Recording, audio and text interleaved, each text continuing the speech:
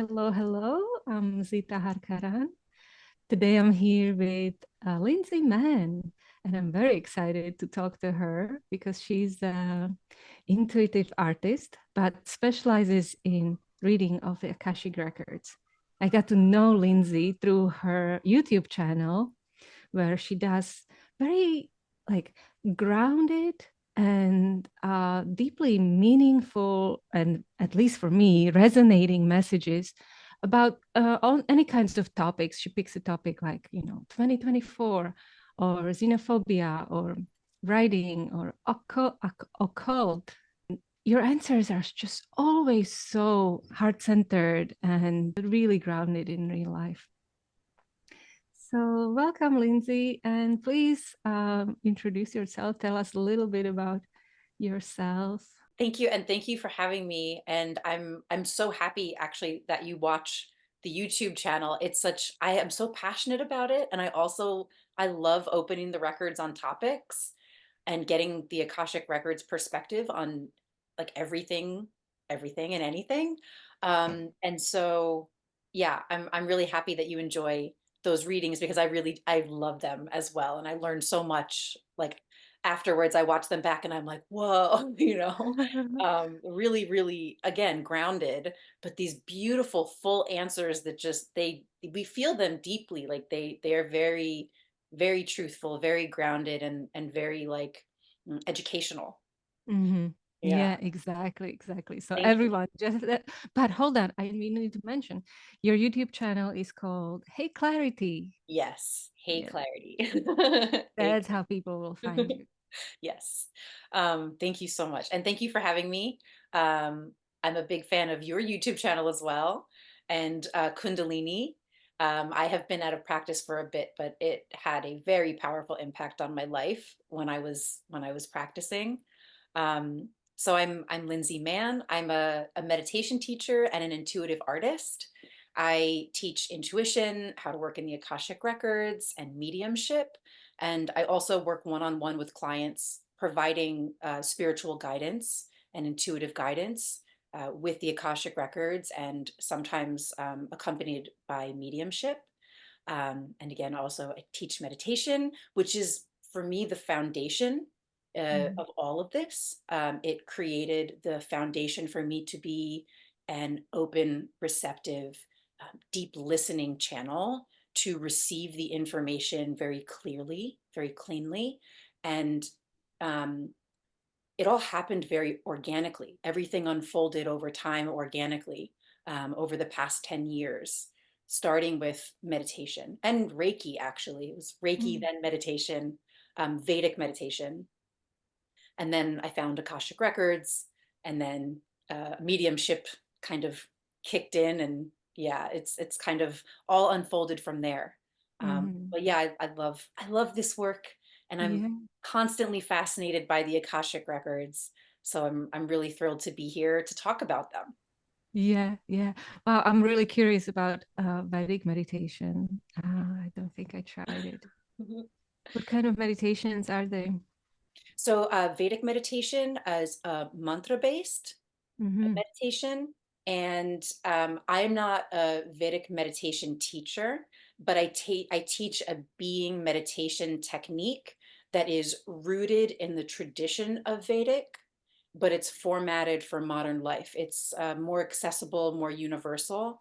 And my Vedic meditation teacher trained me in this technique actually just this past winter. So this all came very full circle, where I was, practicing Vedic meditation for years, and then finally decided that this is something I want to teach. Mm-hmm. So I'm going to start teaching this month, actually. Oh, yeah, that's exciting. Yeah, Yeah. yeah, I saw something on Instagram. That's exciting. Yeah, We all need more meditation. I know. That's something. Oh, well, I want to mention that what we're going to do today, we're going to talk a little bit about Akashic Records, about, how did Lindsay get into that? What are Akashic Records? Um, and then we are going to or Lindsay's going to read Akashic Records on Kundalini Yoga and its background.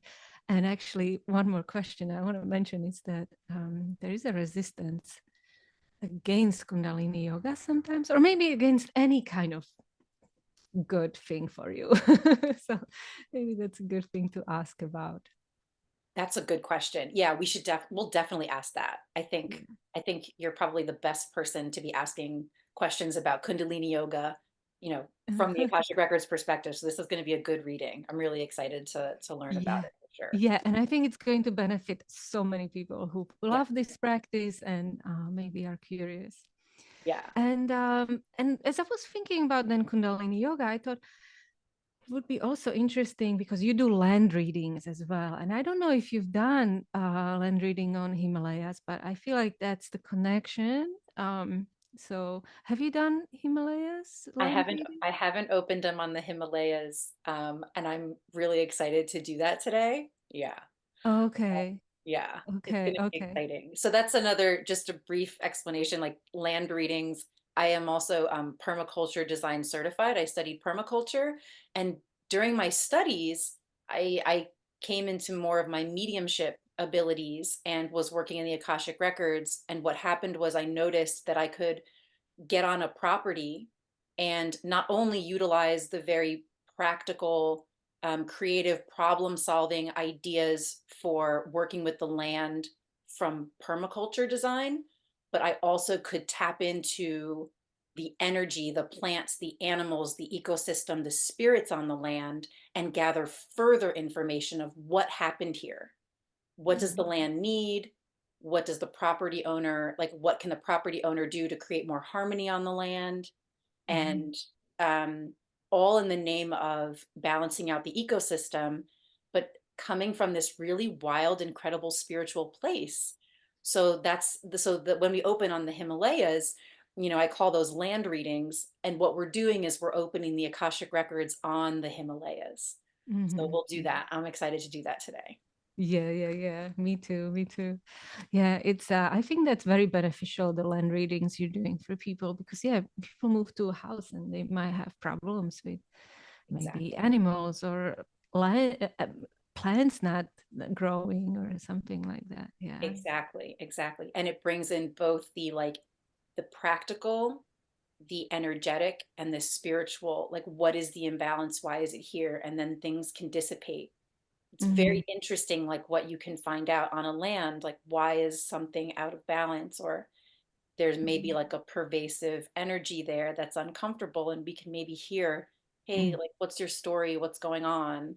What do we need Mm-hmm. to know? And then, sometimes it's very healing for a spirit or an energy to just express itself, and then Mm-hmm. things can balance out again. Be heard. Yeah. Yes. Yeah. Oh, yeah. So you're doing good work for the people living and for the spirit as well. Huh. Okay, so tell us, how did you get to? No, no. First, tell us what are Akashic records for those who don't know or are skeptic about it. Yeah. Sure. So there's a couple of definitions or explanations that people may have heard. I have a favorite, and I'll share the favorite second. So the most common one we hear is that the Akashic Records are the vibrational archives of every soul's journey throughout all its incarnations. So Mm, essentially, there's this library in the book, the Akashic Records are there, the archives of the Akashic Records. And, each book is like the book of your soul. And so we open that book and we ask questions. It is, it holds the vibrational archives of all of your past lives, everything going on in your current present life, and all future possibilities. And keep in mind, when we're asking about the future, it's based on your most likely trajectory of who you are and the consciousness that you're at in that moment. But we have free will, and the future is not set in stone. So some people, will ask things about the future, and it tends to resonate and mm, things unfold in that direction, but always to keep in mind that, you have free will. Um, and then my favorite definition of the Akashic Records is by Hungarian philosopher of science, Irvin Laszlo. And he describes them as the electromagnetic imprint of everything that's ever happened in the universe, mm, and that the universe has has an information field that we can draw information from. Mm. And I love that because, you know, the electromagnetic imprint and atoms, we are energy. And so everything that's ever existed in the universe still exists on an atomic level. And we can inquire and tap into that consciousness and we can ask questions. Mm-hmm. So that's my favorite. Yeah, yeah, yeah. Because again, it grounds it in reality, right? Yeah. Yeah. It and yeah, and to me, like first time I heard about Akashic Records, it was described as a sort of a web, as a space in the universe, actually. But I just knew that it must be true because it must be recorded somehow Yeah. because energy never loses itself. It's so, and yeah, I just like the idea that someone somewhere is organizing this for us. Yeah, yeah. And, you know, it's something that we've been tapping into since, you know, the beginning of man. It's something that we tap into automatically, that we may not be aware that we're tapping into it. It is very common for people who meditate to tap into the Akashic records.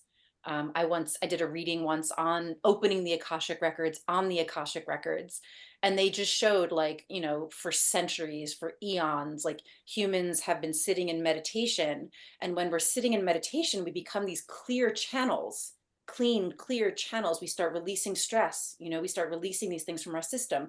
And by being these clean, clear channels, we attract the vibration of the Akashic records. And so you can draw wisdom in those moments of being that aligned. Mhm. So it's a common thing. Yeah. So do you think that's what like writers or artists tap into when they Yeah. create concepts or stories? I do. I do. I do think that when we refer to things like flow state, I think it's like when we are in like our truth, when we are fully aligned, when we are like passionate, it's coming from our heart, it's coming from like our full embodied being. That's our truth.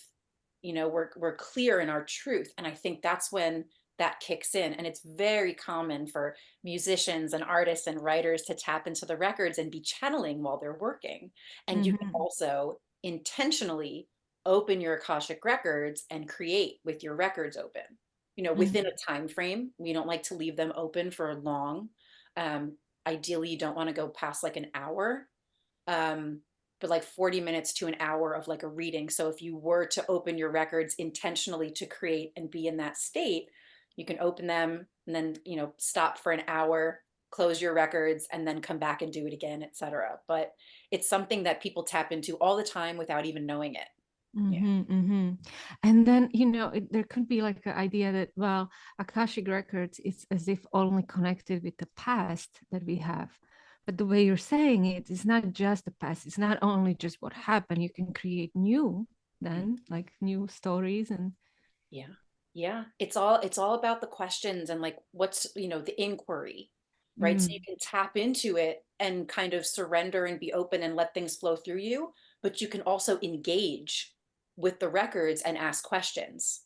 mhm, And so that's what we're doing. That's what I'm always doing when I'm opening records on topics is I'm in the records of a topic and I'm specifically asking questions. I'm like, give, you know, what's this? What's that? How's this? Why that?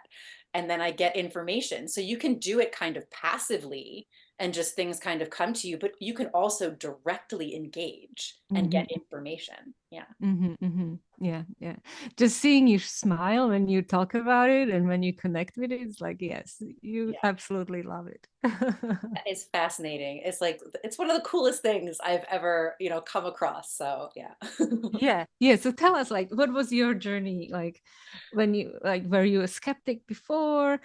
Um, Yeah. how did you kind of like got so into it? Yeah. So I when I first heard Akashic and heard about the Akashic records, I was in Mexico, um, doing my Reiki masters with a group of women, and I heard them talking about getting Akashic records readings. And when I first heard the word Akashic, I was like, whoa, like what is that? And I had this kind of like no. And so it would be some time before, you know, one of the friends from my Reiki Masters group, she was trained in the Akashic records. And once you're attuned and you're trained, you practice for 30 days on as many people as possible to for free to like flex that muscle and get good at it. And so she and another friend both were recently trained and attuned, and they were doing their 30-day practice on as many people.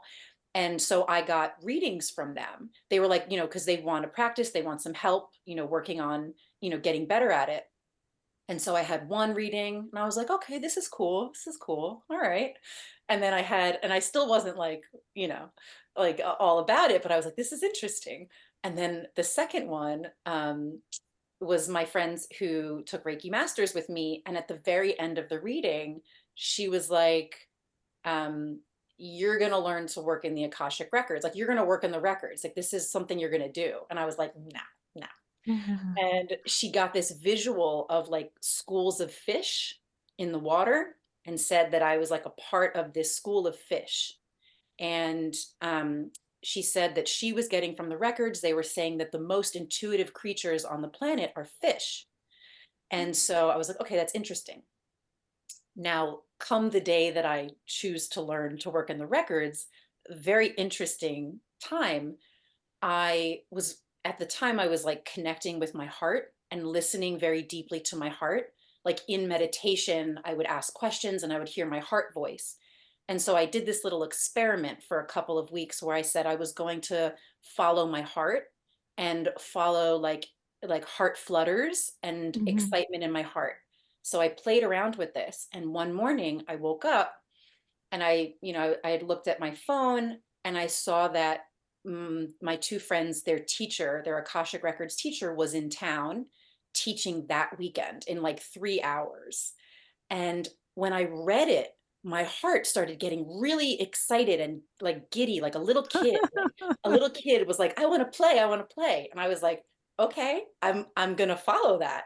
So I signed up that day, and it was like, a 20-minute walk from my apartment at Maha Rose Center for Healing in Brooklyn, back when it was in Greenpoint. And I went that morning.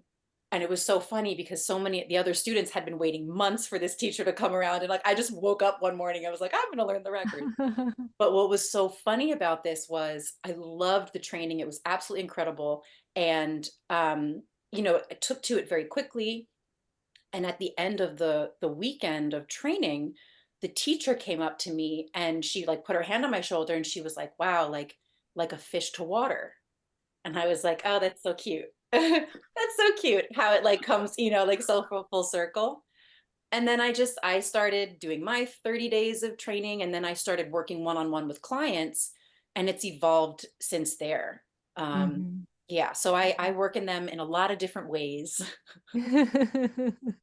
What a great story. Oh my gosh, she took to it like a fish in the water. I know. When she said that, I was like, my eyes must have been like sparkling. I was like, it's so funny. Like, Yeah, yeah. So yeah, it's really, really interesting. Like sometimes people might have an idea that those of us who are into like mediumship or spiritual work, that we always wanted to do this and we're somehow fall, and it's really not. There is always like a little bit of like hesitation. I never thought I'm gonna be a yoga teacher. That's not really like what I was like signing up for. It yeah. just was like I ended up here somehow Yeah. How because did you find Kundalini? How did you find Kundalini? well, I was practicing. Well, I started practicing yoga. Well, I was like, okay, I'm gonna give yoga a try. And maybe second or third class, and I just did videos at home. And maybe third class was I saw the word Kundalini, and it said that it's like a rhythmic, and yeah, I think I just remember rhythmic, and that was something very important to me because I was always like a dancer. So I tried Kundalini. And from the moment they tuned in with Om Namo Gurudev Namo, I was like, oh my gosh, I felt like I was in India and I was coming home. And it was like what I was supposed to do. This is what yoga should be about, right? The chanting, the tuning in with your body and stuff like that. So, and then I never, you know, looked on any other type of yoga. I'm very faithful. That's amazing. um, and so, yeah, and then I did a lot of like videos. And then I found a teacher. I was like, I need to go and find a place somewhere. I need to find a teacher. And it was also like, wouldn't it be nice to have a teacher, like whatever, sometimes people like a guru in your life.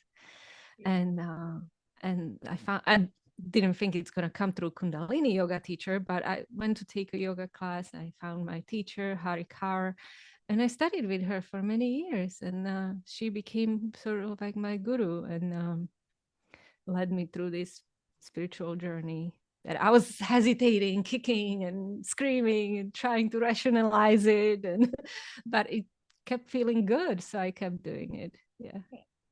It's really powerful.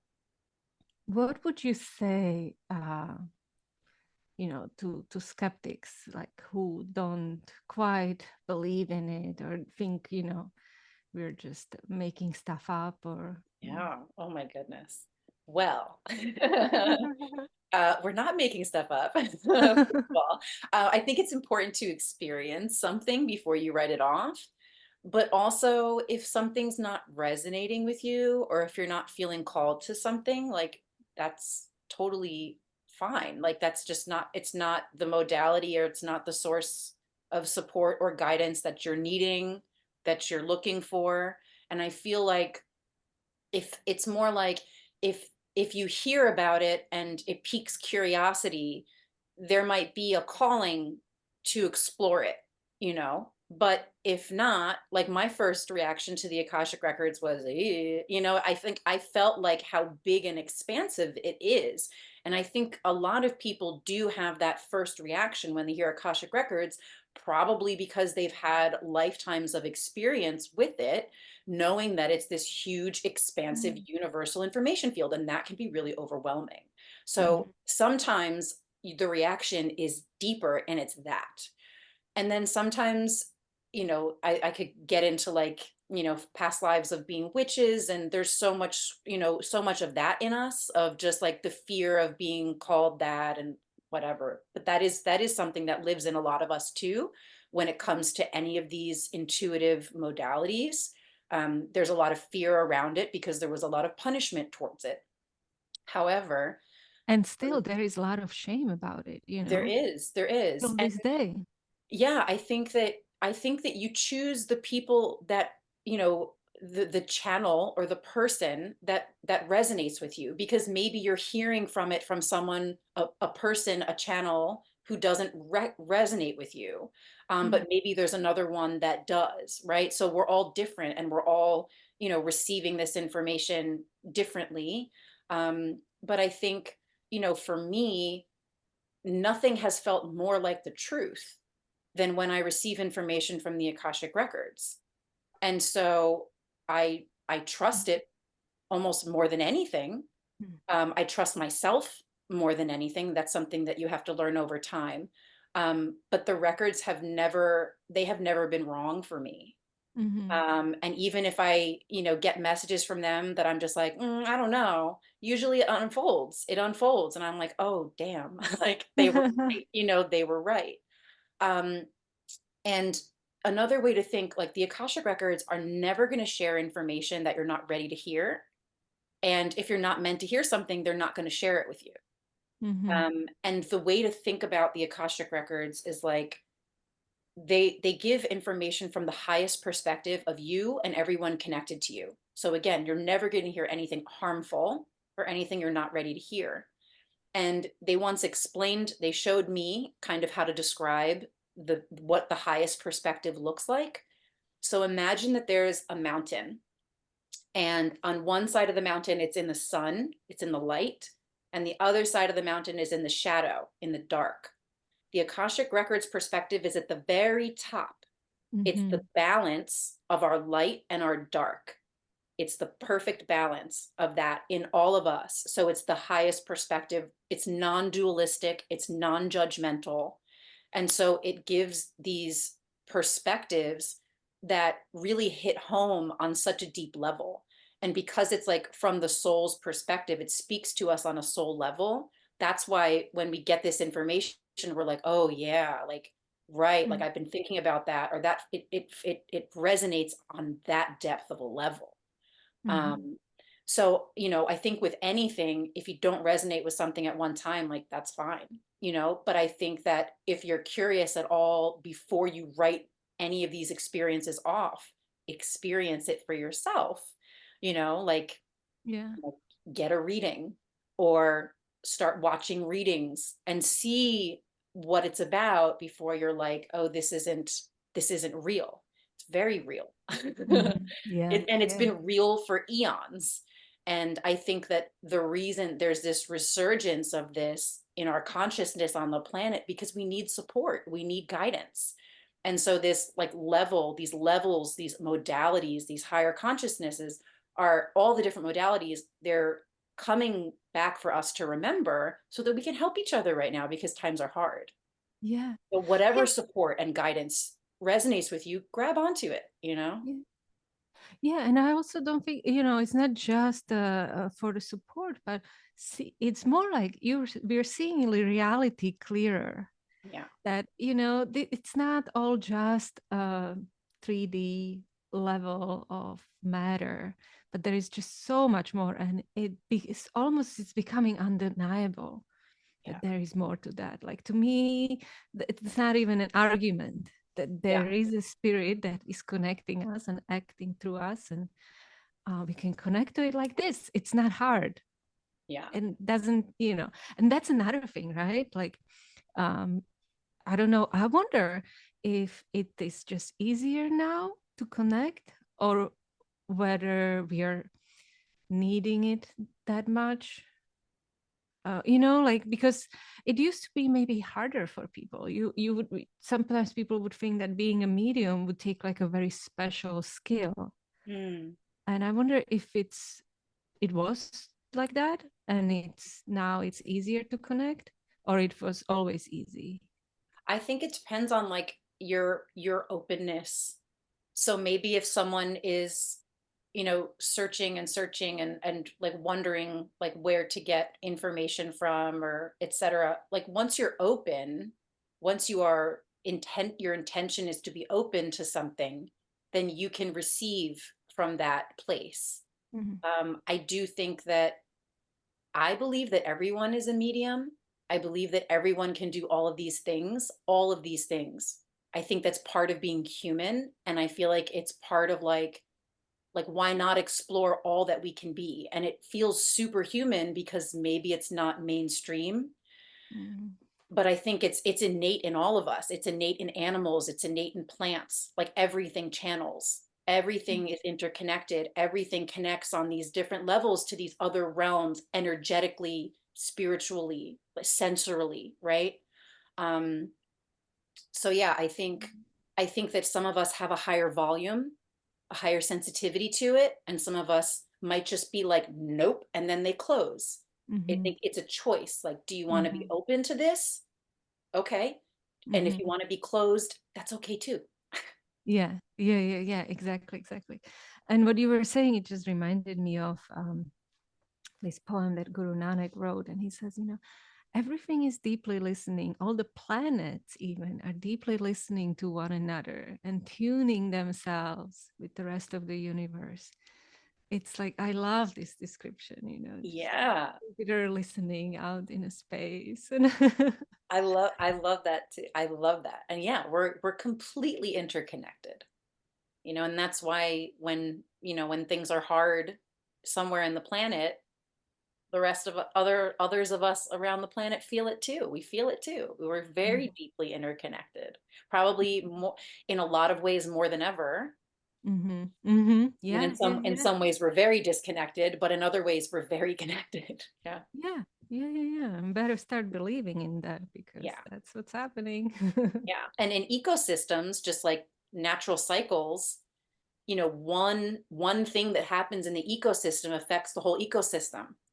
And that's us. Like humans, like we're a part of the ecosystem. So the stuff that happens to us with us impacts the entire planet. Mm-hmm. We have Yeah. such a big impact. Like little things have massive long-term impact. Mm-hmm. Yeah, yeah, exactly.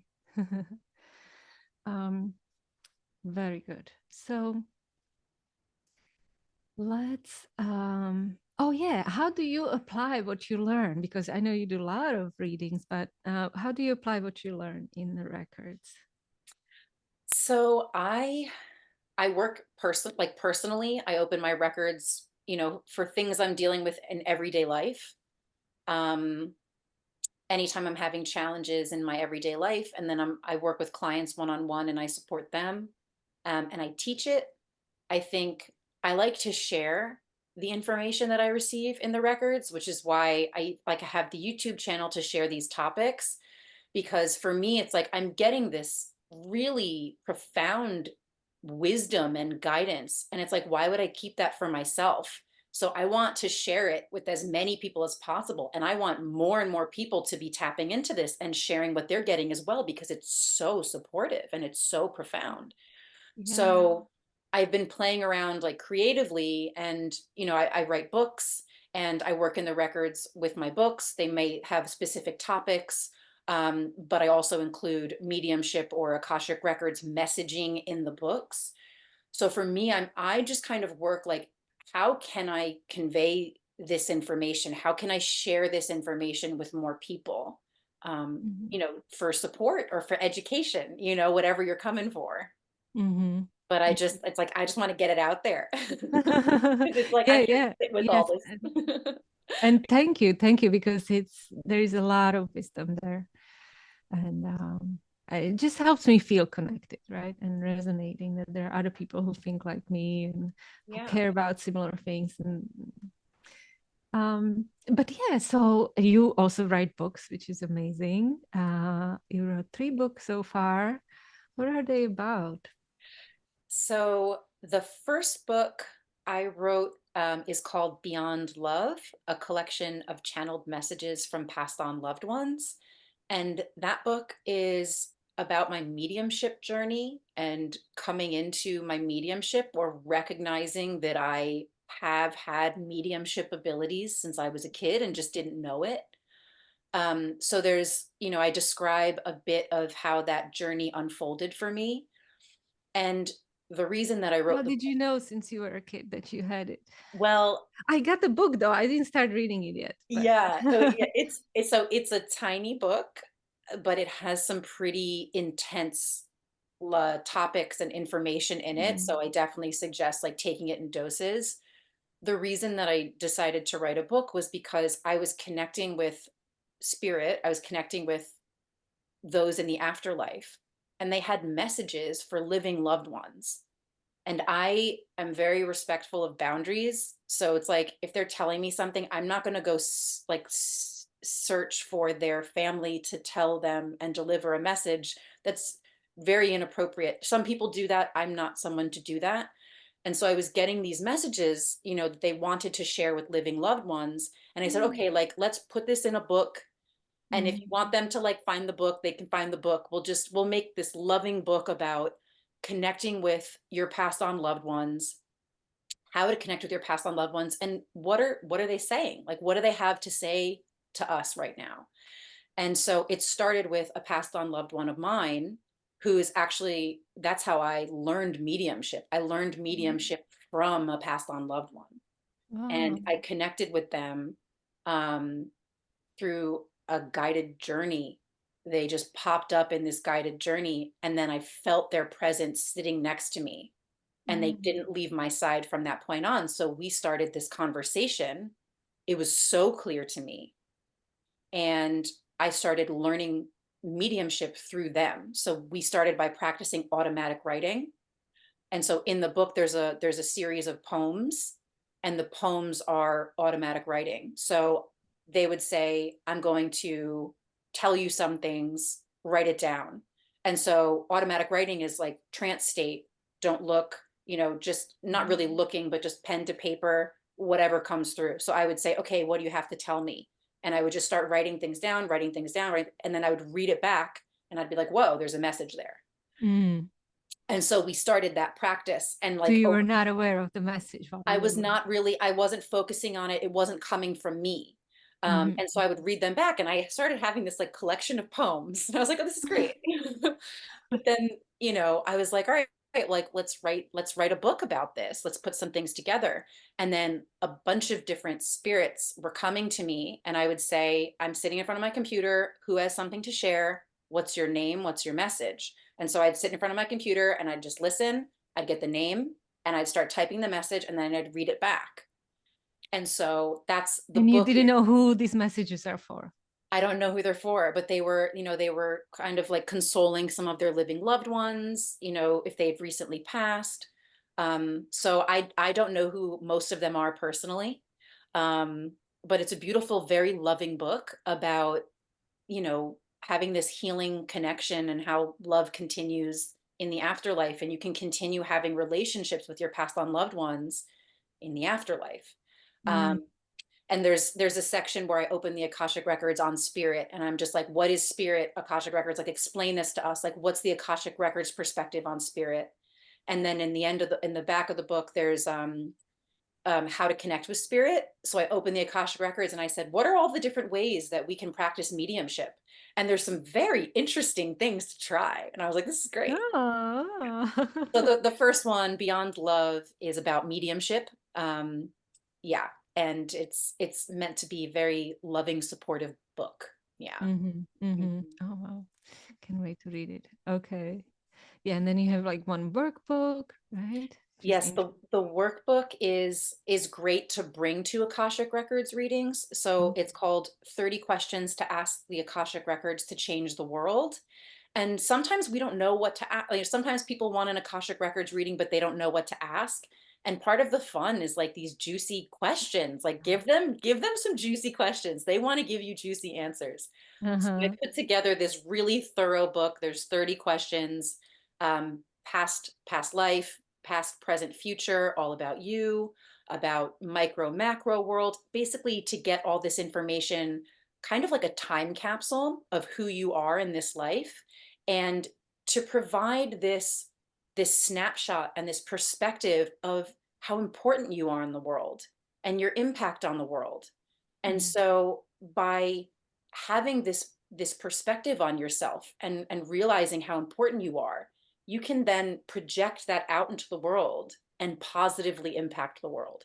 So that's a Mm. workbook.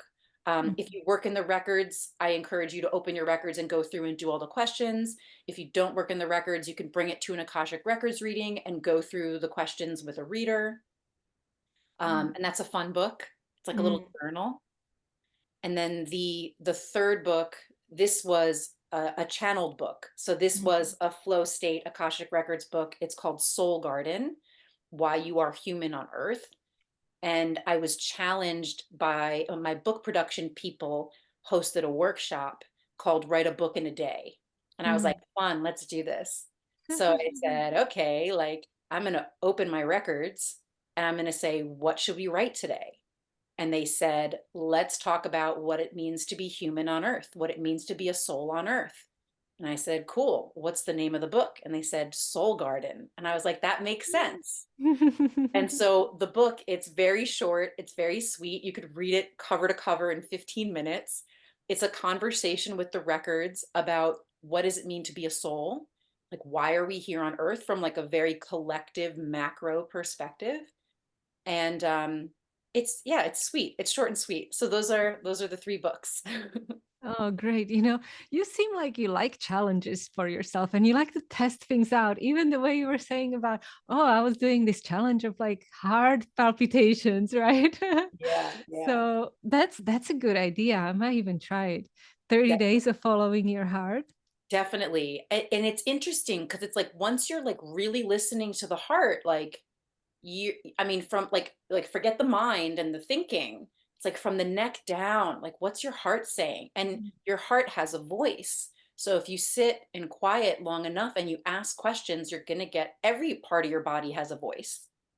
It's Yeah. even part of intuition is like tap into your liver. Hey, liver, like, how are you feeling? What do you need? And you're going to get an answer. But it takes a lot of that deep listening practice. Yeah, meditation. Yeah. Okay, great, great, great. Yeah, I might do this heart challenge for myself. Yeah. Um, So sweet. and maybe one day I'll write a book too. We'll see. Yes. Yes. And if you do, I have some really like incredible people to, they make it so easy. They just like teach you how to do it. I'll give you that information. Yeah. Yes, I If want you're it. Yes, yes. interested. Okay, great, great, great. Okay, so should we get into this? Should we Yeah. start with the Akashic Records? Yeah. On Kundalini Yoga. Good. Yes, yes, yes. Okay, perfect. Akashic Records on Kundalini Yoga.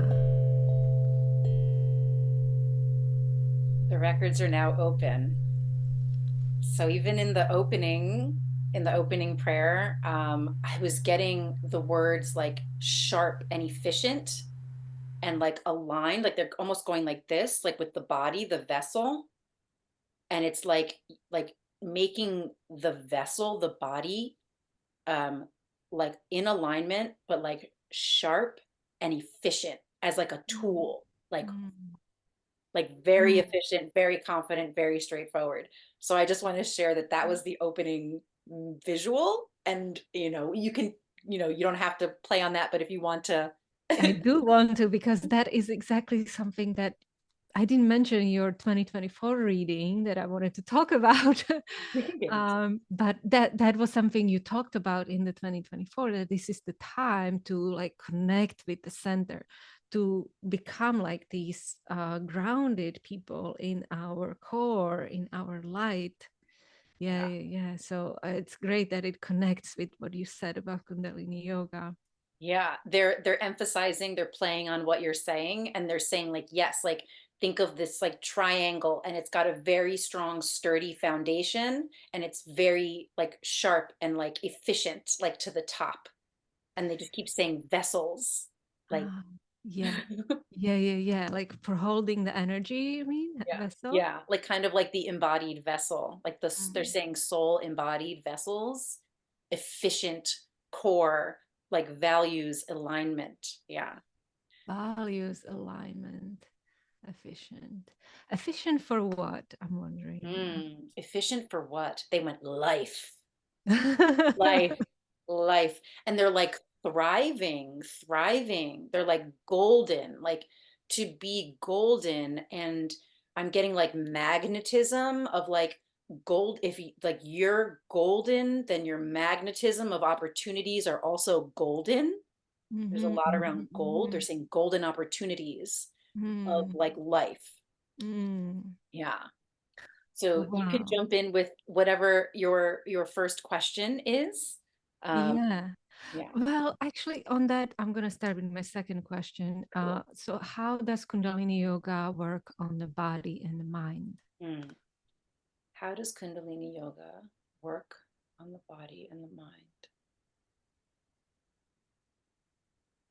They're like burst detox. Boof, boof, boof. Like it's almost like it happens like like they're saying purging, detoxing, like fast. Like it's like clear, clear, clean.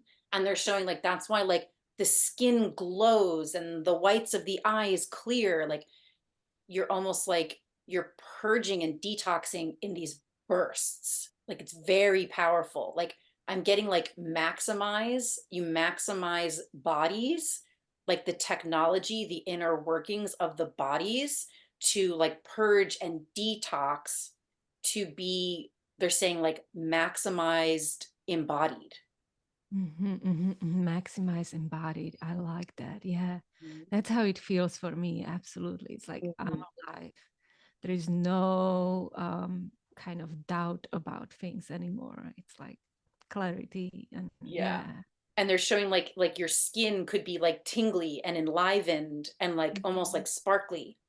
Like mhm. you glow from it. You glow from the inner workings from the inside out from Wow. So these practices. how does that happen? How does it work on the inside?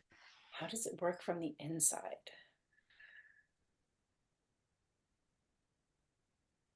They're saying like there's like breath and muscles and heat and Mhm, sweat and activation, and they're saying like cellular. Like it's mhm, almost like they're kind of saying like it's almost like you start like a party, like a healthy party on a cellular level. It's a Mm, cellular experience. And it's like you awaken and you enliven the on a cellular level. They're saying like experiment, experience. And it's like they're showing these tiny little cells in your body like having a party, mm-hmm, mm-hmm, versus like maybe being like lethargic or vulnerable or tired or sick. mm-hmm, And so they're just saying you enliven from a cellular level, and it kind of, it's like it goes from like the inside and it goes out. mm-hmm, But they're saying like it, part of it is like there's heat, there's sweat, there's energy, there's breathing, and then like blood circulation, and it's all working together. mm-hmm, mm-hmm. They're Yeah, like inner workings enliven. yeah, like the whole factory of your body. It's like, Yeah. okay, Yeah. wow, wow, wow. That's amazing. And I like how you talk about it, and it gets very, even the way you talk about it is very energetic. Yeah, yeah. It's like, and they're showing like it's almost like your cells are having a dance party. Ah, Like your cells are celebrating life. mm, You're enlivening them, you're giving them life, oxygen, blood flow, mm, water, nutrients. So they're saying you're giving your body life. mhm. Giving your body life. And they're like energetically, but they're Yeah. also saying like mental, like there's a mentality and an emotionality, but more, it feels more mental because it's like what's happening in the mind. Like they're kind of saying like you're focused on, are you focused on a mantra? Like you're focused on something, and it's like that something, the reverberation, ooh, like through the body. Mm-hmm, They're even mm-hmm, saying like it's almost like this enlivening, like almost like a massage mm-hmm, energetically. mm-hmm. Yeah, yeah, yeah. And it can happen just through the mantra and repeating Hmm. it in your mind. Okay. They're saying breathe, breathe, breathe. Mm-hmm. There's something about like the breath. Yes, the sound and the vibrations of the words, but it's also like the vibrations with the breath. Yes. Yes, yes, yes. Because it's like to actually create the sound, you need to breathe deeper and in Hmm. certain pattern. Hmm. There's something about like the vocalization, right? So there's like heart, throat chakra, vibration from the sound in the head, plus the breathing. It does so much for like mental thinking. And Mm-hmm. then what happens in the mind, the body follows. So Mm-hmm. they're saying, of course, Mm-hmm. this does so much to your mentality, your mental capacity. Mm-hmm. And that wakes up the body and does all this stuff to the body. Mm-hmm, mm-hmm. Wow, wow, wow. Yeah, yeah, yeah. Yeah, and we pay attention a lot to exact articulation of the words because that reverberate in the mind. Yeah, yeah. Yeah. Like a little drum almost. Yeah. And they're saying like you're focused, like your attention, you're kind of like, taking the thinking mind, and like almost like putting it in a headlock, like we're doing this now. Ah. And it's like, but you're in control of it. Like you have this concentration, this focus to be, I'm telling it what to do. I'm telling it. And so there's control in it. Yeah, Yeah. yeah. Um, where did Kundalini Yoga originated from? Where did Kundalini Yoga originate?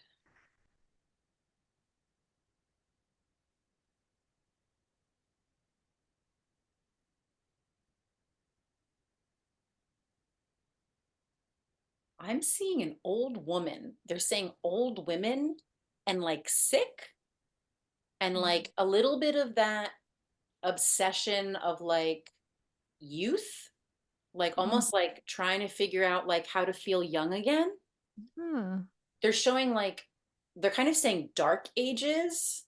They're like uh-huh. dark ages, like dark times, and old women wanting to, I'm getting like free, embodied, like they wanted, they're kind of like their version of like searching for like the fountain of youth. And so I'm seeing these women, it's like everything's dark, like it's dark and cloudy, and these older women, this old woman specifically is in front of me, and she's trying to like kind of like wake herself up, and she starts doing these things with her body. It's like almost having like natural instincts, There's like natural instincts. And then it's like over time, it was like these women were doing something, like they're onto something. And then suddenly this woman who was like dark and gray and sickly, she started looking illuminated. She started looking younger. And like, what is she doing? And there was something about natural instincts. Like she was listening to what her body needed on like the cellular level, getting sick, old, quiet. She was in a quiet place, like, or they were in quiet places. And then it's like people started gathering around to see it for themselves. Like, what? And I'm getting like word Mm-hmm. spread. And then I'm getting like in another place of the world, there was, it's like almost like this woman or these women, there was like, they were like evidence, like life Mm-hmm. evidence. But there were other people who were very like highly intelligent, like sciencey technology. Like they there's like research, reading books or word of mouth about this. And it was like confirmation, but it feels like something about this was happening. I'm getting like they're saying separation in like separate parts of the world. But something like this, when people are trying to be well and healthy, or when people are trying to search for the fountain of youth, like there's like word spreads. So they're Mm-hmm. saying something about word of mouth, and they're saying over like hundreds of years, they're like thousands. But there seemed to be it started with like a natural instincts thing that kind of kicked in on this woman. And it's almost like I'm seeing that she may have been like not faking a seizure, but she was faking, like she was like creating these seizure like movements on the ground and releasing things, and things just kind of dusted off of her. And Mm-hmm. people were witnessing this change in this woman, like, what are you doing? Like, what are you doing? Mm-hmm. And she was Wow. like, I don't really know, but like I've been like this natural instincts thing kind of kicked in. And so there seems to be like a two-part to this. It's like the women, the elderly woman and the women, and then this other kind of highly intelligent population of people having their way, more like scientifically, but maybe they had some research from these like old books, from like Mm-hmm. word of mouth. So it had been documented over Mm-hmm. centuries Mm-hmm. that there's And did something it like here. combine somehow? Yeah. Like they learn something from the women and Yeah. It seems like there's like, they're saying this was like old evidence. There was mm, evidence to this that was like kind of like nurturing and confirming research that was being done, mm-hmm. but it's like from different times. Yeah, there once, only once, Yogi Bhajan, who taught Kundalini Yoga, he mentioned in the lecture that, oh yeah, like old women in Persia used to move their tongues like this when they wanted to like relax or something. And they Wow. would like, oh, or something like that. Wow. I didn't know that. That's Yeah. amazing. Wow, yeah. So that was it was just very maybe once he mentioned that. And then what happened? Like how did it progress over the years, and how did it? I'm getting that, like, because it was so powerful, it was kind of like suppressed. Mm, Like, there was something about, like, I think people recognized how powerful it was and how powerful it could make people. And they're kind of like, we know whenever that happens, like, someone doesn't want people being powerful. So it was kind of, it died out mm, for a long time. mm-hmm, But there's so much evidence, there's so much scientific research, like long term, of the long term benefits of this. But that's what they're saying, like it comes in waves, like mm-hmm, people find it and then word of mouth, like the energy of it is word of mouth. So mm-hmm, it's like it started with this like natural instincts, word of mouth. And so it's like the word of mouth, it comes in waves in like the collective over thousands of years, where it's like we're into it, and then people are like, whoa, whoa, like you're too powerful, don't do that. And then it's like, mm-hmm, they're saying sometimes people were like punished, or they just tried to keep it secret. But I'm getting that like these like books, or it was taught like secretly. I'm getting dungeons. They're mm, saying people, some people were able to survive in like imprisonment or in like dungeons. They were able to survive and even thrive and maintain health, Mm, um, because they knew of this mm, technology. mm. So they're just saying like it comes and goes in waves. Yeah. Wow, wow, wow. Some powerful stuff. Yeah.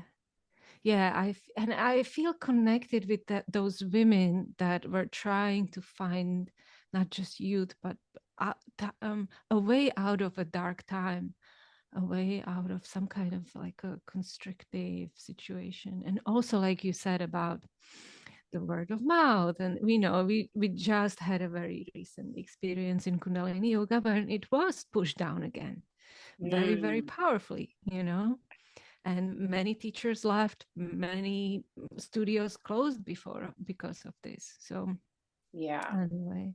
They're saying like, it has this pattern, like it has this cycle of being very popular and prominent. And then they're saying like there's either bad seeds or, bad apples, like someone, but it's like something almost always tries to like interrupt the progression of it in the world. This is like almost like a cycle, a karmic cycle that Kundalini goes through. And Mm-hmm, so they're kind of mm-hmm, like, ding dong, like, don't let this happen this time. mm-hmm, They're saying keep providing the health and the vitality through this work. Like, don't don't be succumbed by dark ages. Don't let bad seeds or bad apples destroy the technology of this or give it a bad name. They're mm-hmm, saying this is it's happening again, right? It's on the rise of, again. And plus, in the world, like, we might consciously consider these dark times, right? And they're saying, and so of course there would be a rise of this because it's in our genes, it's in our cells. They're saying like soul cells, mm-hmm. like those who have experienced it in the past, like they're remembering like, oh, there's this thing that I can do for myself. And so all of you who are into it, are your souls are like, hey body, we've done this in the past, in past lives, like let's get into it again because we need it and it works and it's awesome. Wow, wow, wow. Yeah, yeah, yeah. um, I have a question about how is it connected with yoga that originated in India, or what we know as yoga right now? How is Kundalini? So is the question like, how is Kundalini yoga connected with yoga? Yeah, yoga in India, like Okay. regular yoga. I don't know if I should call it regular yoga, but Like, yeah. how did they connect? Mm-hmm. How What's is the common ground? what is the common ground? They said to be embodied. Mm. They're saying to be embodied. They're like same but different. Same but different. They're like different schools of thought, but very similar. I'm getting that like I'm getting that like they're showing like Kundalini being really core cellular, like transformation. It feels like it's from the inside out. Like I'm getting this sense of just like, ooh, like it just lights you up from the inside out. And there's something about, they're saying like other yoga, they're like other yoga. They're saying there's more of this like encapsulated in the body. Mm-hmm. There's a different movement. There's like one, it's just like being in the body and moving the body and all the like, there's something about like exploring movement in the body.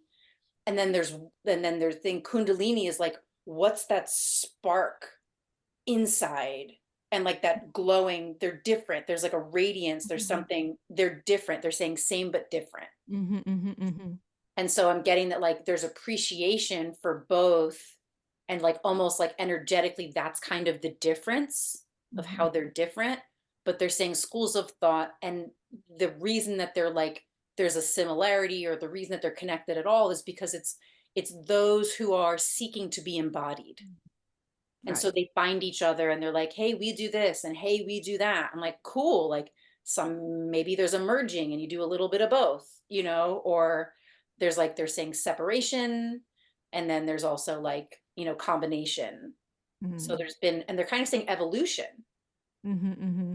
Yeah, yeah, yeah. Um, I wonder, okay, this is my question just coming through because as I'm thinking about these women who were like experimenting on their body, I wonder if I could ask Akashic Records for new ways of helping our bodies right now, or maybe not new ways, maybe just like what are the, oh yeah, like what are the best practices of Kundalini Yoga right now? Mm. They're saying right now, stuff with the throat. Uh, Right now, there's something about the throat. I'm getting like voice, I'm getting like heart to throat, but they're almost showing like, they're like, are there sounds that like clear throat? Like there's something about, like there's something about, um, they're saying like meditations, sounds, vibrations that it's like almost like how loud, like the sound and then the vibration of the sound in the mind in the head, we're overworking our minds. And so getting like, they're saying like the whole, like all of it, the whole body, but they're saying something about like at this current time, like right now, this snapshot, they're kind of saying like 1 to 5, 5 to 10 years, there needs to be so much support for like the mind, the brain, the eyes, the throat chakra. Like we're very they're saying like intoxicated. We're there's so much toxicity here.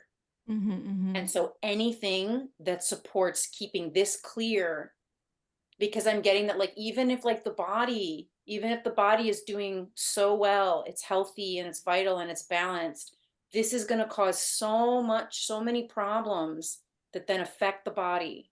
Yeah, yeah, So there's yeah. something about anything that is working on it could start from the heart, but it feels like it's from like the heart, but especially something about the throat.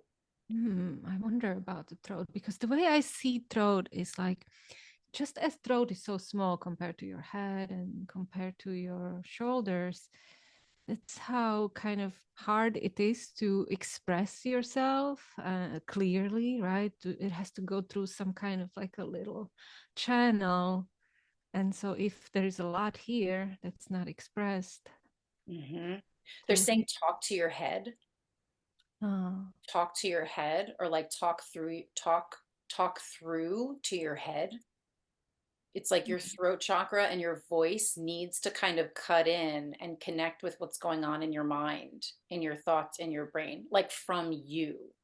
But they're also saying like from like the source of this activation of Kundalini, like that it's almost like I'm getting the sense that maybe there's a lot of like body and like core activation that's happening, but because of the demands on our minds, the Mm. demands on our eyes and our brains, it's it's almost like the filtration process that Kundalini normally would be doing is it's like hitting these bumps and these blocks in the mind, and it has to do with like TV, internet, technology. Like there's something, it's like there's a very powerful energetic force of what we're taking in here, and so there needs to be something to keep, you got to like a little extra effort to push that out, to clear this.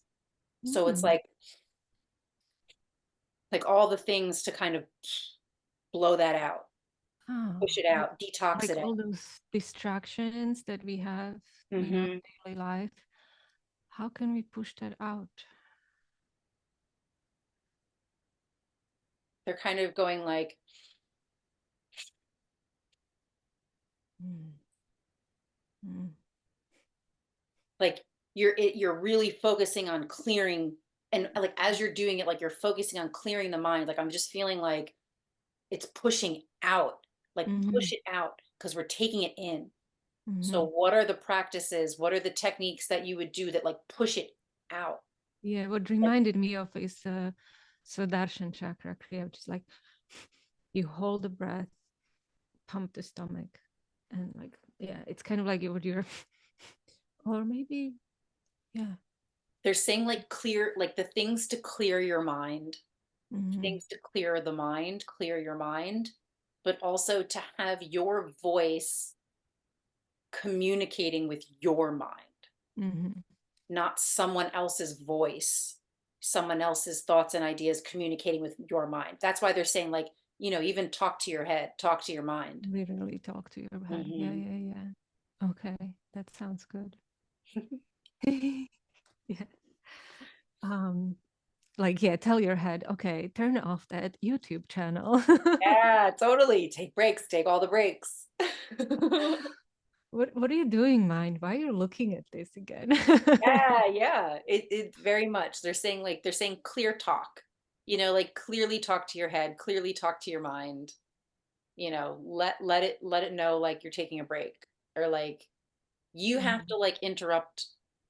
They're kind of saying the hypnosis of the world, the hypnosis of the world. Like you have to intentionally, intelligently mhm, interact with your mind to stop overthinking, to stop taking in so much. They're saying too much. Stop mhm, taking in too much. mhm. So it Yeah, might be need to talk more to your mm, like literally talking. Yeah, it's kind of strange, right? When you think about it, because we never think of our head as it's something different from us, but it is, right? It's like, yeah, wow, wow. Okay. And then, oh yes, so how does or can Kundalini Yoga affect our collective energy? mind. How can Kundalini Yoga affect the collective?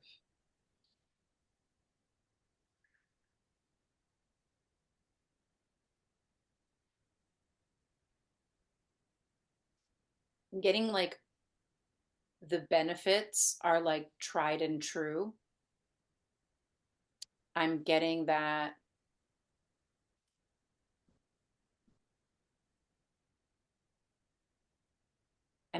it's a hard time to break through to the collective with something like this. And so I'm getting that there's actually an invitation to evolve Kundalini practice, to make it bite sized, Mm, to teach people the ways of Kundalini without necessarily, they're saying, the whole practice, the whole tradition. I'm getting that there's actually like, I'm getting like, don't be afraid to evolve this. mm, They're saying like, you're here on earth, like you're part of evolution. Like, what does that look like for you? Like, the things, the core things, the scientific technology of the things of Kundalini that work, what they are. mhm, Are there ways that you can adapt them and mm, teach them bite sized to people? They're kind mhm, of saying, like, for example, you know, people are understanding the importance of breathing now. So, is there Kundalini ways of breathing yeah, yeah, that yeah. you can teach them? And I'm getting without necessarily the education of the roots and the tradition. And they're saying it's not harmful, it's not rejecting tradition, but it is important to pass along this information for the modern world. Mhm, So, what does that look like? yeah, You know? yeah, yeah. No, I'm getting the message. Yes, yes, Yeah. yes. Like freeing it up from this structure that we've been put into. Yeah. They're saying it can be evolved, and it's Mhm, meant to be evolved. yeah, It's yeah. like it already has its thousands of years of scientific research and proof that it works. Now, how can you make it work for what's happening in culture and society today?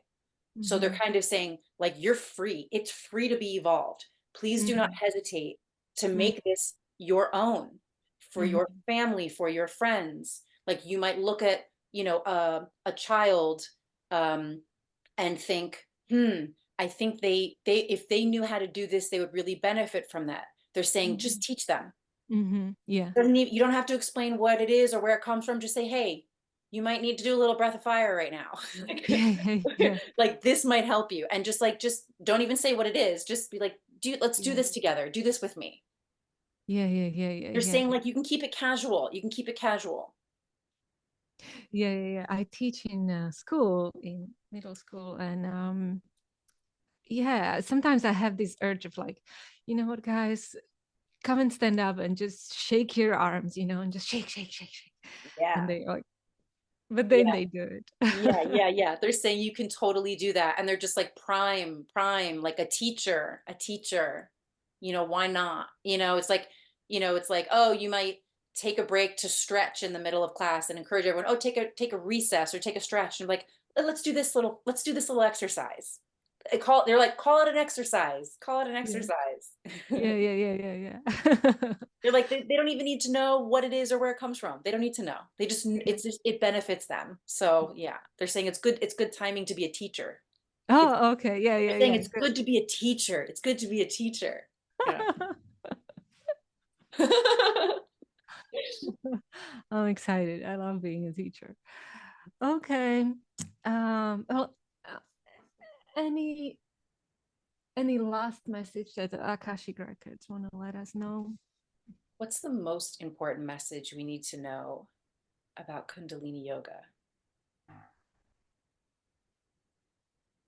It works. It's proven. These are fundamentals of vitality. You can trust in it. You can trust in the practice. And they're just saying, like, move, like, push it forward, like, Mm. push it forward. They're saying it needs to be evolved. It needs to be evolved. It needs to be like more universally taught. It Mm-hmm. needs to be more accessible. And so Mm-hmm. they're saying, like, bring it to the world in your own way Mm-hmm. and not get so caught up in tradition. Mm-hmm. They're saying Yeah. it deserves to be evolved. Yeah. It's time. It wants to be evolved. It wants to meet, like, it's like ancient technology wants to meet modern technology and do a dance. Mm. How is Kundalini going to work with the cellular experience of like our energetic bodies today? Because it's like, you're going to take it. It's like medicine. Like, how is this medicine? It's like, here's a problem with a body, a person, their experience. What are the ways that Kundalini can be adapted to solve that problem? Mm-hmm. And maybe you discover new things, new ways. They're saying like new mantras, like new things that you're saying. Maybe new words want to fly out of your mouth. Mm. And they're saying they're like, it doesn't need to be like method, trademarked, blah, blah, blah. Like, you don't need to do all that, but just like share the experience, like let it evolve and share the evolution of it. Yes, be one of those women, right? Like who were Yeah. experimenting on themselves. Totally. They're saying like there's natural instincts, like those women, natural instincts. Something just told them to do, like to have these like seizure like things go on, like do these things to parts of their bodies. They're calling it seizure like. And they would do these things and it works. Mm. Why? They're almost like, who cares? Yeah. The body said, do this for Yeah. me. Do this Mm. to me. I need this. And so it's like, listen to your body, listen, deep listening to your body. Like, what strange, odd, new movements want to come out of your body for the new modern technology that you're experiencing? It might have a totally different face Mm-hmm. to what you've Mm-hmm. done before. Yeah. I'm They're getting it. saying like face Mm-hmm. evolution head on. Mm-hmm. Yeah. Okay. All right. Yeah, it's funny because that's the kind of like question I had. It's like, can I evolve it? And then I ask another question, but then you're coming back to that question. So Yeah. They're saying you wanted to ask it for a reason. mm-hmm. They're saying like so many times, like we respect roots, we respect tradition, and we think we have to stay in that place. And they're saying, well, like you can completely honor it. And just if someone inquires and asks, what is this? Where does it come from? Then you tell them. If they Mm-hmm. have questions, then you tell them. But it almost doesn't matter. You don't have to hold yourself back from evolving it Mm-hmm. or coming up with new ideas. I'm just getting it like it needs to be evolved. Mm-hmm. Mm-hmm. It's time, they're saying. It's time, it's time. Okay. Great. So the best way to, no, you said that, I think, but if there is any message of like the best way of evolving it, then. Oh, do you want me to ask? Mm-hmm. What is the best way to evolve Kundalini Yoga? What is the best way? They're saying give yourself permission. Mm-hmm. Give permission. I'm getting like we're really hardwired to have a resistance around evolving something. We think we're being disrespectful, or people will look at us and like they're saying you might be disrespected for evolving it. And they're just saying you don't have to claim this as your thing and patent it and trademark it. They're just saying just in your daily life, in your everyday life, experiment, experience, see what happens. They're saying it's more of an emergency to, Mm-hmm. they're saying immediately play with this in your world, in your immediate environment, with your friends, with your family, with your community, with your students, like whoever's in your orbit. If it pops up that like, hey, let's try this thing, let's do this exercise right now, play. They're saying let it like happen organically. They're like, that's kind of evolution, is that it happens organically. Mm-hmm. But there also isn't resistance. Mm-hmm. Organically doesn't have resistance. Organically unfolds, it grows, it changes, it Mm-hmm. flows, something just happens. Mm-hmm. And that's evolution. Like there's a fluidity to it. So they're saying to let these things grow and evolve. Mm-hmm. Okay, great, great. Thank you so much. This was very informative and very, I don't know, enlightening. Yeah, that's the word. And supportive. Thank you. Yeah, it's Yeah. so interesting for me because I don't know anything about this, and I'm like, oh, so cool. I learn something every time. Akashic Records on Himalayas. The records are now open. Mm. Okay. I'm seeing in the opening visual, they're showing like large angels or spirit kind of flying over it. And I'm seeing almost like pink and purple skies. There's like Mm. pink, purple, and white. Just Mm. like there's this, I'm getting the word like heavenly. There's Mm. like heavenly spirit world there. Mm. But let's ask your question directly. So what was the first question again? Yeah, well, it's about the spirit. What is the spiritual significance of Mm. Himalayas? So what is the spiritual significance of the Himalayas?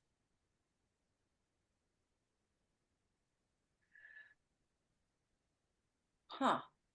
They're saying rock bottom to the top, Mm. rock bottom to the top. And they're saying like true enlightenment, like this journey. And they're saying it's like in the structures, it's in the landscape of the base, the dark, and it goes lighter, lighter, lighter, very treacherous, very hard. It's very symbolic of journeying, Mm. of, they're saying like of life, the strength, the journey of getting to this top of the mountain, getting to the light, getting to the top, and seeing everything from below, seeing everything below from the top. So there's something about like the literal environment, the literal landscape, Mm. and the structure of it. But they're saying rock bottom to the top, rock bottom to enlightenment, this life's journey. And it seems like so many people have had this vast experience of the landscape, like witnessing it. It's like projecting the consciousness onto it, that it has become this like heavenly bodied landscape. Mhm, You're mhm. saying Yeah. over enough centuries, there's been enough brain power, ideas, thoughts, storytelling, consciousness around creating this place to be this like heavenly embodied, they're saying structures, landscape, environment. Mhm. And like you were saying, rock bottom to the top, I thought of like itself, the earth is the Himalayas themselves are coming from the depth of the earth and we're pushed up, right? Like the they say the tectonic plates or like that they had their own journey. Yeah. And They're it's saying like like force reckoned. They're like collision, collide. Like what happens when they're saying like tectonic plates like shift and move and collide, and they're almost giving me the sound of like earthquake and like like what happens when these mass structures Mm. create and form these pillars of like heavenly bodies, they're saying, Mm. Heavenly structures. body. Yeah, yeah, yeah. Yeah. And then okay, wow. And so yeah, people can is it good for people to go there and Mm. as for their spiritual journey? So what is recommended for people who are going to the Himalayas for spiritual purposes?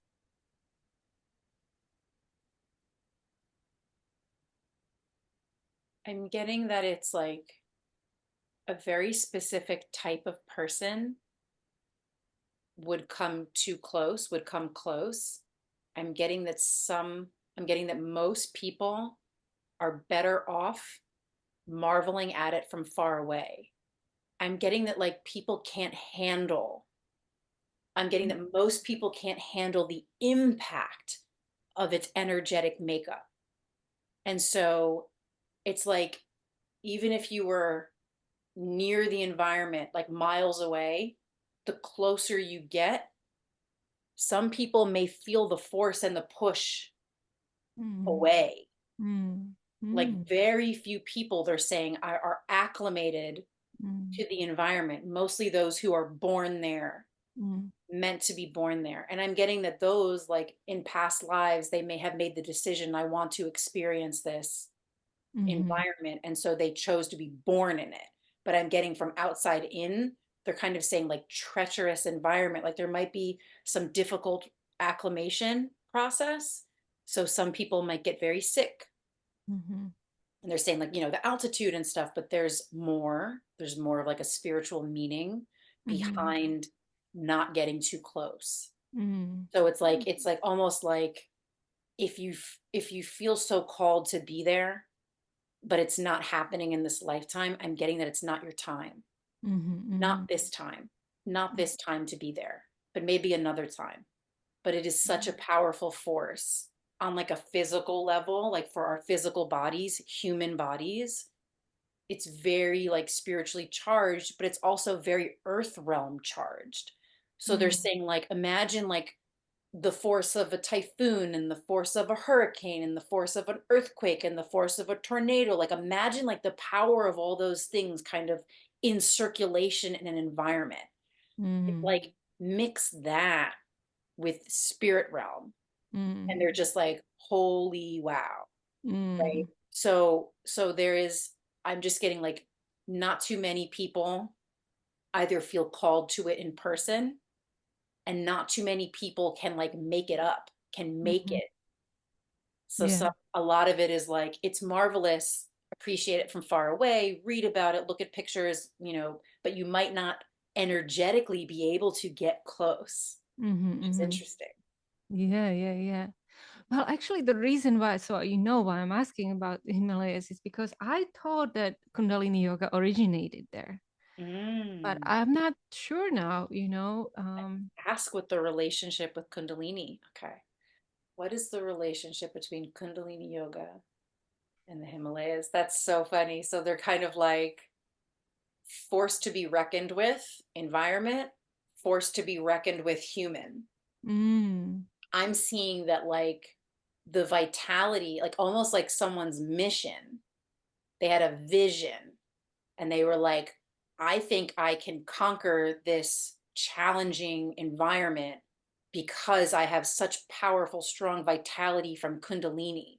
So there's something about like trying to adventure Mm. through the Himalayas to the Himalayas because someone felt like their vitality was so powerful that they could easily acclimate to whatever, Mhm. to Mhm. anything. So I'm Mhm. getting that there may be, and I'm getting like yes and no. Like maybe Mhm. someone who's like very practiced in Kundalini, they're saying forced to be reckoned with, can might not, not succumbed by the energetic force of it. Like it almost seems like it may have been like a trial or like a challenge, Mm-hmm. like maybe a group of people who practice Kundalini were like, let's go and venture to the Himalayas. Like they're like enlightenment, right? They're like enlightenment. Let's go see like if this is a match or not. Mm-hmm. Mm-hmm. And there's something about like energetically, was it matched? Was it mixed matched? They're kind of saying like so many people Mm-hmm. try, but I'm getting like it's not necessarily about like building up vitality through things like Kundalini, um, but it is more about maybe being born there, Mm-hmm. and they're saying like birthright and like a soul Mm-hmm. decision to be born there. Oh, Yeah. okay. So it's almost like in the first place, like to be there Mm-hmm. in the first place is Mm-hmm. more likely to acclimate to the environment and be there, um, than someone on the outside trying, like looking in or wanting to come in. Mm-hmm. Mm-hmm. Yeah, because many people try to go there for spiritual journey, right? Because they think they're going to actually receive something from there. So I wonder if they can receive something. Mm. Oh, yes. So what can those who are seeking enlightenment or seeking a spiritual experience at the Himalayas, what can they expect? They're kind of saying like not too many. Mm. Not too many, and like no. It's like it's more of a no than like a yes.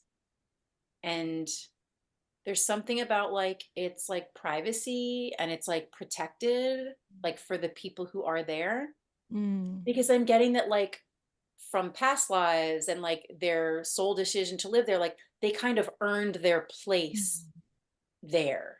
And so there's a little bit of a protection around it. And they're saying it's not personal and it's not a failure and it's not a bad thing if you have an intention to go and have this experience and you don't. But they're just saying it might just not be your time. Like it's not your time to be there. It's not your time to experience it. But we Mm. have these ideas, and it's like they're kind of like maybe next time, maybe next lifetime, or maybe later in this lifetime, something will shift. But it seems like there's very much like an energetic like push and pull with the location, and that you kind of have to be like native. You Mm-hmm. have to really be born there. But they're just saying like not that you can't do it, but I'm getting that like you may have like sickness, or you may have trouble, or you may hurt yourself, or you may feel disappointed. Mm. And Mm. so to not have that expectation, if you are seeking, I'm getting to kind of be open to it. And it's kind of like, if you want that to be the challenge, to be like, am I a match to this in this life or not? You can go to find out whether you have a yes or a no. Mm-hmm. But don't be disappointed, or don't think that there's any kind of failure, or there's something wrong with you, or there's something wrong with the situation if for whatever reason in this lifetime you don't have the experience that you expect. Mm-hmm. They're Yeah, saying yeah, yeah. it's okay, but like that's likely the thing, like maybe something is really treacherous, Mm-hmm. or Yeah. maybe I mean, something gets in the way very, of you being there. Yeah. yeah, tough terrain to be. Okay. And what does Himalaya significance mean for the world? Mm. What is the significance of the Himalayas for the world?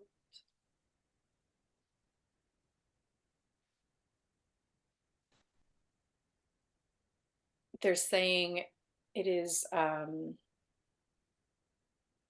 again with this like force to be reckoned with, appreciation, marveling at the beauty, majestic heavenly bodies. Mm. They're saying like sources, sources of information. Mm. They're kind of saying like you can ask, you can connect with the energy of the Himalayas from wherever you are in the world, and Mm. you can ask it questions. You Mm. can connect with it on a consciousness level Mm. even before you go there, even Mm. before you get there, even if before you decide to go there. But I'm getting like there's so much like scripture, they're saying there's so much research and writing about it. So Mm. it's like they're saying pebbles, like go and like read up on like the little pebbles, like read up on all the little things about it, and like see what's resonating with you and like feel it out. Um, Mm. but I'm getting that there's like support to like connect with it, connect with them, connect with the Mhm. Himalayas, connect with them. But it feels like a little bit like from far away. Mhm, mhm. Yeah, Unless yeah. there's something really on a deep level that's telling you that you need to be there, that you can be there, and they're saying give it a shot. Like maybe you want to test yourself in this lifetime and be like, do I belong there? And just like, just be prepared that if it's a no, not a big deal. Not a big deal. It's there. I'm getting like it's not going anywhere. It's there. And it's here for you. They're saying like forever, Mhm. for as long as Earth, dot, dot, dot. And what does it mean it's a source? Is it because it's so tall? Is it connecting to Mm. something? So what is the reference to source? Why did you say source? They're saying sources of wisdom and intelligence, and like it holds secrets of the earth. Mm, There's something beyond our like human comprehension when we connect with it, and that's why again you may feel magnetized or repelled. mhm, You may connect with it or not, but I'm getting that like there's information and messaging and there's wisdom just in like the structure of it, just in the environment, just in the acclimation. So they're like deep listening, deep listening, deep listening. Like you can connect with it energetically on a consciousness level. um and they're saying it's a source of wisdom like on the earth, like mm, for mm, the earth, because it has all this experience of like things that have happened for thousands of years on the earth. So it mm. does it does hold a lot of information energetically. She agrees. Yeah. Okay. All right. Yeah, that's You it. feel complete.